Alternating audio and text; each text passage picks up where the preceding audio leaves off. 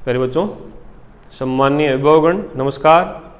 Dayanand online classes में आपका एक बार फिर स्वागत है। यदि आपने अभी तक हमारे चैनल को सब्सक्राइब नहीं किया है तो उसे सब्सक्राइब कर लें, बेल आइकन का बटन दबाएं। हमारे वीडियोस यदि आपको अच्छे लगते हैं तो उन्हें लाइक करें और इसके बाद उन्हें शेयर करें। आज इंग्लिश ग्रामर में हम जो पिछले वीडियो में हमारा टॉपिक चल रहा है पैसिव वॉइस, उसी से संबंधित एक इम्पोर्टेंट पार्ट हम यहाँ आज पढ़ेंगे और बोर्ड एग्जाम्स में इनसे संबंधित 2-3 वाक्य आपको देखने को मिलेंगे। यदि आप कक्षा 10 का जो बोर्ड एग्जाम है उसके पिछले वर्षों के अगर पेपर देखेंगे तो उनमें हम पाएंगे कि पैसिव वॉइस के पार्ट में इनसे संबंधित जो है 2 या 3 सेंटेंस पूछे जाते हैं। तो आज हमें जो पैसिव वॉइस पढ़नी है वो है इंपरेटिव सेंटेंस की पैसिव वॉइस।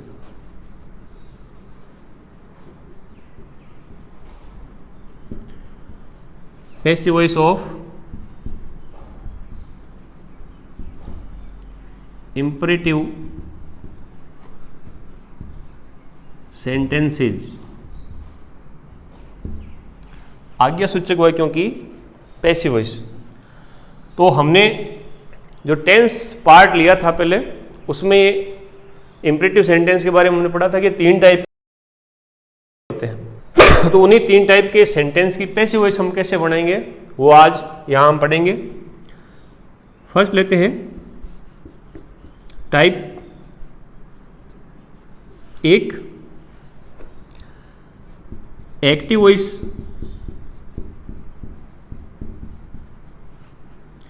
एक्टिव वॉइस में इसका वाक्य या जो स्ट्रक्चर ऑफ द सेंटेंस होती है वो इस प्रकार होती है कि इसका स्टार्ट वर्ब की फर्स्ट फॉर्म से होता है, उसके बाद में ऑब्जेक्ट या हम कह सकते हैं अदर ऑब्जेक्ट, कुछ भी हो सकता है। पैसिव वॉइस का इसका जो फॉर्मूला होगा उसमें हमें स्टार्ट किससे करना है, लेट से। लेट के बाद में आपको ऑब्जेक्ट को यहाँ आगे लाना है, इसके पश्चात बी लिखेंगे और जो मेन वर्ब की फर्स्ट फॉर्म है उसे वर्ब की थर्ड फॉर्म में चेंज कर देंगे। जैसे एग्जाम्पल के तौर पर हम कुछ सेंटेंस लेते हैं।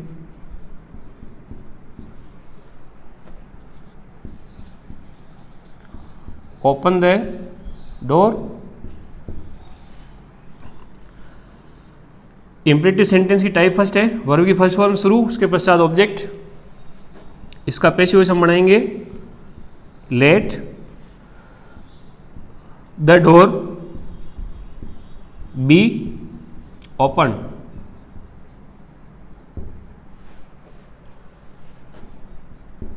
इसी प्रकार shut the window, let the window be और शट का थर्ड फॉर्म शट ही होता है। इसी प्रकार और कुछ सेंटेंस लेके हम उनका पैसिव वॉइस यहाँ बना के देखते हैं। इससे संबंधित जो एक्सरसाइज हमें बुक्स में दी रहती है उन्हें हमें घर पर बैठ के सॉल्व करना चाहिए।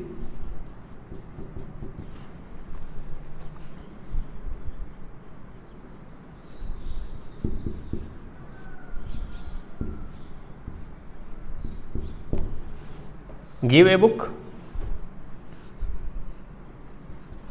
पैसिव वॉइस बनेगा let a book be given.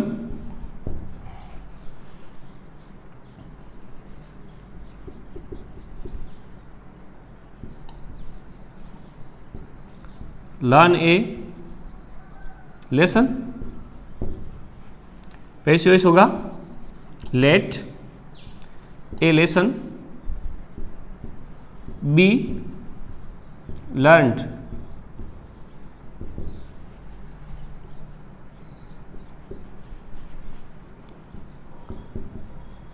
sing a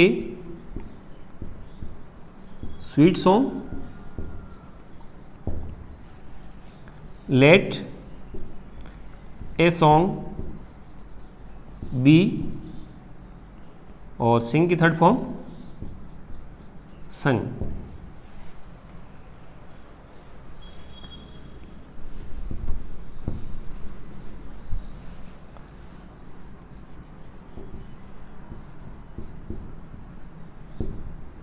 write a letter, passive voice let a letter be written,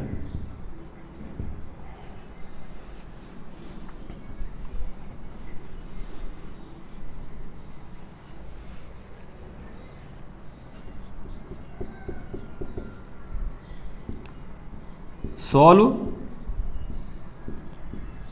some questions,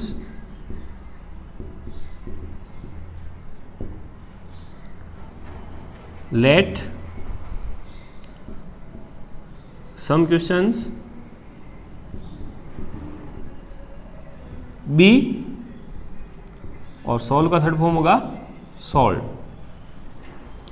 तो इस प्रकार से टाइप एक, जिसकी पहचान हमें पता है कि वर्ब की फर्स्ट फॉर्म से इसकी शुरुआत होती है और उसके पश्चात ऑब्जेक्ट होता है, और पैसिव वॉइस का हमने फॉर्मूला पढ़ लिया किस प्रकार से इनकी हम पैसिव वॉइस तैयार करेंगे। नेक्स्ट हम लेते हैं टाइप सेकंड।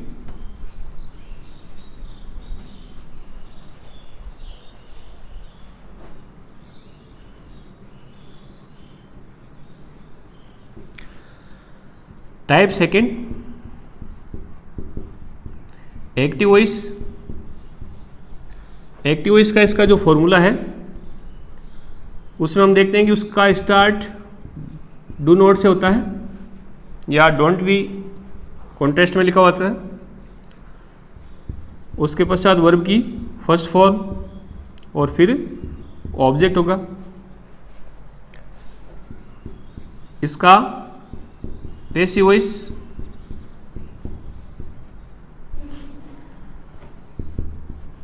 इस प्रकार होगा।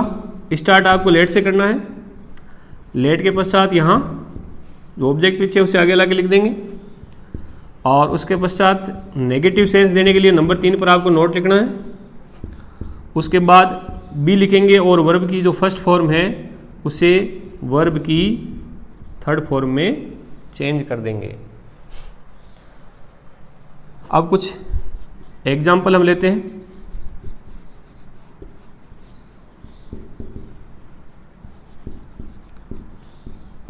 Do not make a noise. तो सूत्र के हिसाब से पैसिव वॉइस तैयार करते हैं। ऑब्जेक्ट हमारे पास यहाँ पर है a noise, let a noise. उसके पश्चात आपको नॉट लिखना है, not let a noise, not be, और मेक का third form made.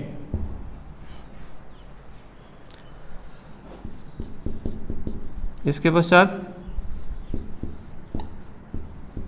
Do not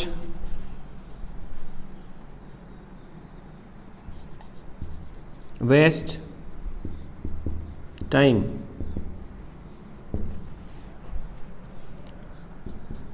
let time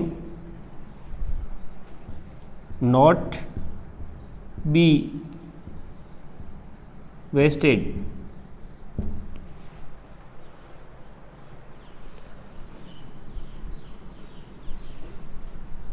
और सेंटेंसेज हम लेते हैं।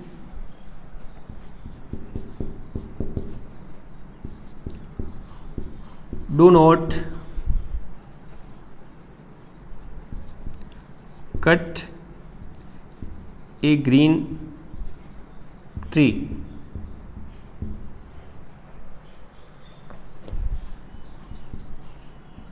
Late a green tree object के रूप में है।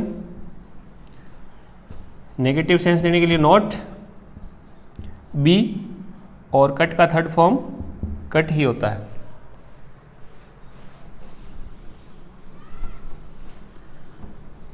Next,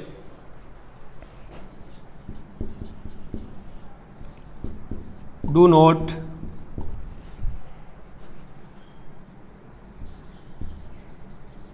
beat him।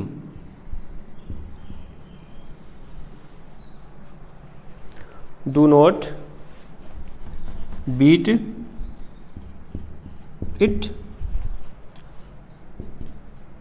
Let it not be beaten।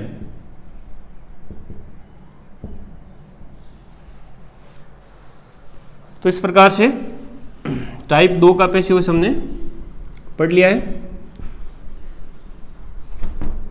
इसके बाद हम लेते हैं इसका टाइप थर्ड। तीसरी जो टाइप होती है, तीसरा जो प्रकार होता है, उसका पैसिव वॉइस हम कैसे तैयार करेंगे।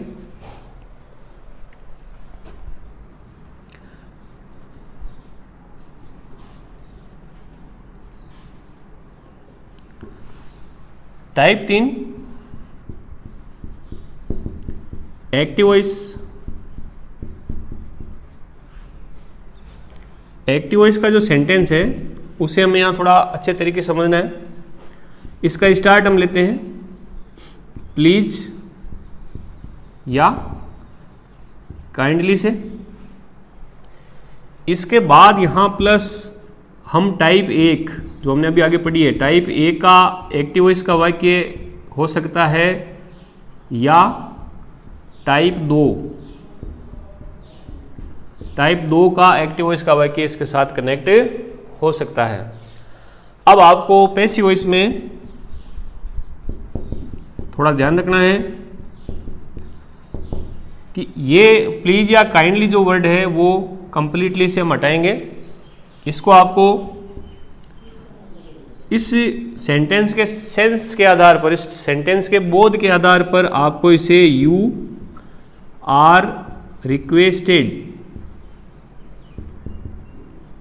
या यू आर एडवाइज्ड या यू आर ऑर्डर्ड इत्यादि में चेंज करते हैं।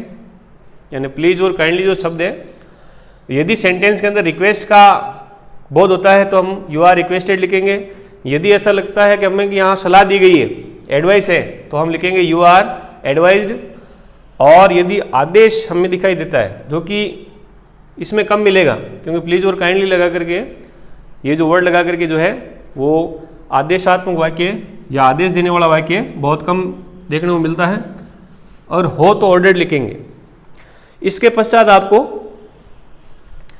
यदि बाद में टाइप 1 है तो टाइप 1 होने पर आपको 2 लिखना है आगे, और उस टाइप 1 के वाक्य को एग्जैक्ट वैसा ही उसमें जोड़ देंगे, उसमें कोई चेंज नहीं करना है। और यदि T1 हो, टाइप 1 हो, तो हमें क्या करना है, इसमें आगे 2 जोड़ करके प्लस टाइप 1 का वाक्य वैसा ही जोड़ देंगे। यदि T2 यानी टाइप 2 हो तो आपको क्या करना है, डू हटाना है, डू हटाना है, और नोट को 2 से पहले लिखना है।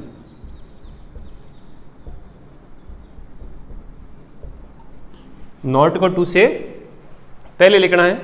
तो ये काम हम कैसे करेंगे, अभी जब हम एग्जाम्पल लेंगे तो ये बात हमारे अच्छे से समझ में आ जाएगी कि यदि टाइप 2 का वाक्य यहाँ है प्लीज या काइंडली के साथ कनेक्ट, तो प्लीज या काइंडली को तो हम you are requested, you are advise या यू आर ऑर्डर्ड में चेंज करेंगे। और टाइप 2 का यदि वाक्य है तो उस सेंटेंस में हमें अंदर जो डू आया हुआ है उसे हटाना है और नॉट को टू से पहले लिखना है।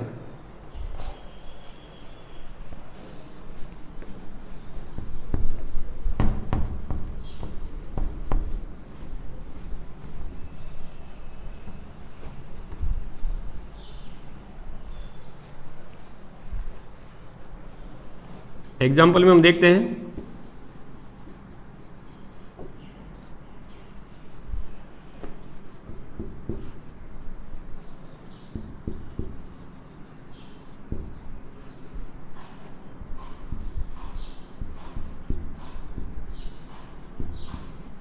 Please help me. तो यहाँ हम देख रहे हैं प्लीज के बाद में वर्ब की फर्स्ट फॉर्म आई हुई है, उसके बाद सीधा ऑब्जेक्ट है। तो यहाँ पर ये जो है इसके आगे टाइप 1 की जो स्ट्रक्चर है उसका वाक्य कनेक्ट है, कृपया मेरी सहायता करो। तो यहाँ पर इस सेंटेंस का जो बोध है वो या तो रिक्वेस्ट का है, ऑर्डर का इसमें हम मान नहीं सकते हैं, और सलाह भी हमें दिखाई नहीं दे रही है। तो यहाँ प्रार्थना की गई है, रिक्वेस्ट की गई है, तो आप चेंज करोगे प्लीज को you are requested, you are requested. उसके पश्चात हमने भी पढ़ा था टू लिखना है और टाइप 1 के वाक्य को बिल्कुल वैसा ही कनेक्ट करना है। अब यहाँ प्रश्न हमारे दिमाग में ये होता है कि जो थर्ड फॉर्म हम बनाते हैं वो कहाँ है, वो किस जगह चली गई, कैसे बनी, कहाँ है। तो ये जो यहाँ पर आपने रिक्वेस्टेड यूज़ किया है वो वर्ब की थर्ड फॉर्म के रूप में ही है, क्योंकि इसमें जो मूल भाव है वो रिक्वेस्ट का है और जो रिक्वेस्ट वर्ब है उसी को यहाँ पर उसके थर्ड फॉर्म में चेंज कर दिया गया है।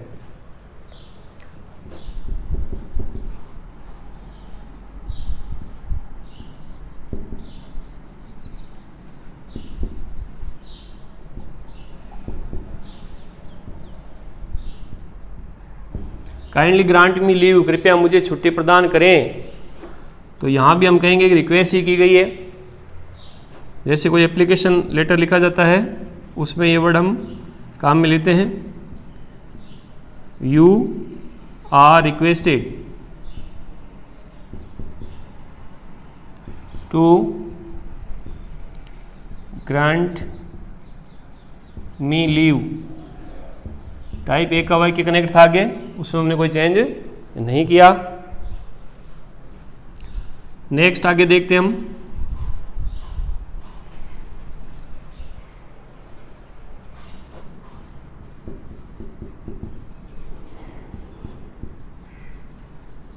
प्लीज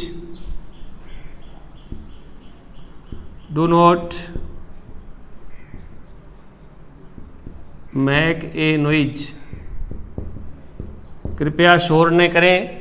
तो इसमें भी हमें जो बोध है वो प्रार्थना का ही हो रहा है, यू आर रिक्वेस्टेड।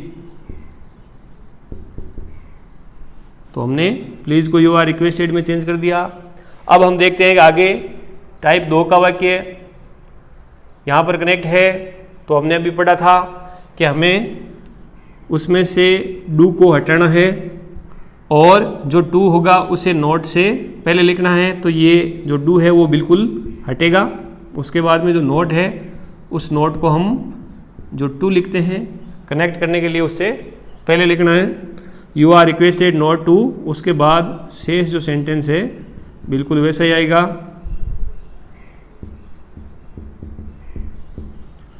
एक बार वापस देखते हैं, प्लीज़ को हमने यू आर रिक्वेस्टेड में चेंज कर दिया।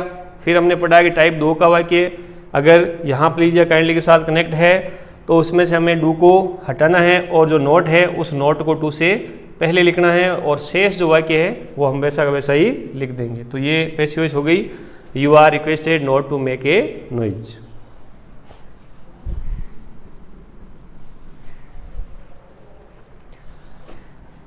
नेक्स्ट सेंटेंस हम लेते हैं, please do not waste your time, कृपया तुम्हारा समय खराब मत करो। तो यहाँ एक व्यक्ति दूसरे व्यक्ति को कह रहा है कि कृपया तुम्हारा समय खराब मत करो। तो यहाँ पर हमें जो है वो सलाह का बोध हो रहा है, यानी एक व्यक्ति दूसरे व्यक्ति को सलाह देता हुआ दिखाई दे रहा है। तो इस प्लीज को हम चेंज करेंगे एडवाइज में, यू आर एडवाइज्ड। इसके पश्चात देखिए डू को हटाएंगे और नॉट को टू से पहले लिखेंगे, not to waste your time. तो इस प्रकार से इसकी पैसिव वॉइस तैयार हो जाएगी।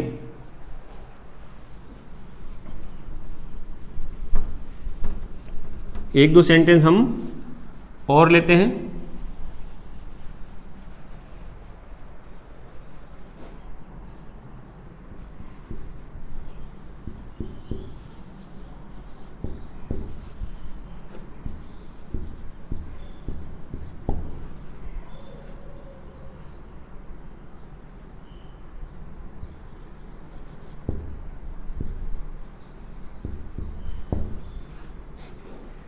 Please do not eat much, कृपया अत्यधिक भोजन न करें या ज़्यादा न खाएं।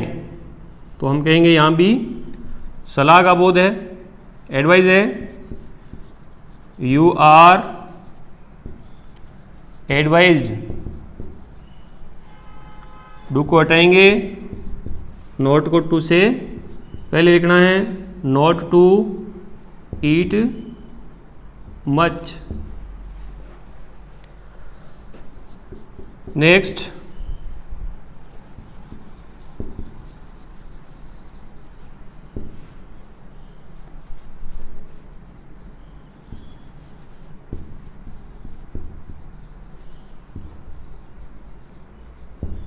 Kindly do not go there,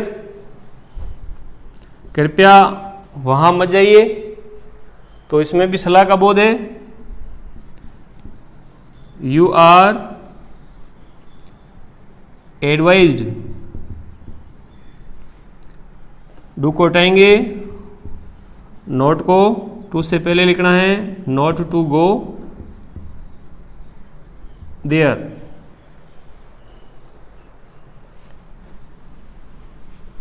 इसी प्रकार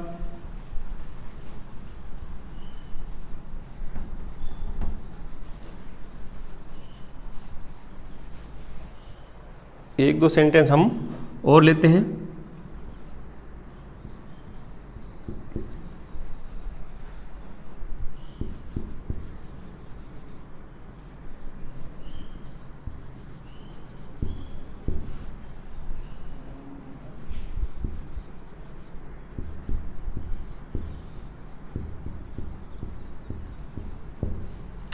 प्लीज हेल्प द पुअर्स, कृपया गरीबों की सहायता कीजिए। तो इसे भी हम रिक्वेस्ट या एडवाइस दोनों में से किसी में भी ले सकते हैं। कहने वाले व्यक्ति ने या तो प्रार्थना भी की है या सलाह भी दी है। तो हम लिखेंगे you are advised to help the poors.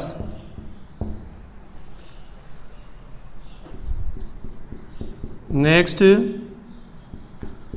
Please do not tease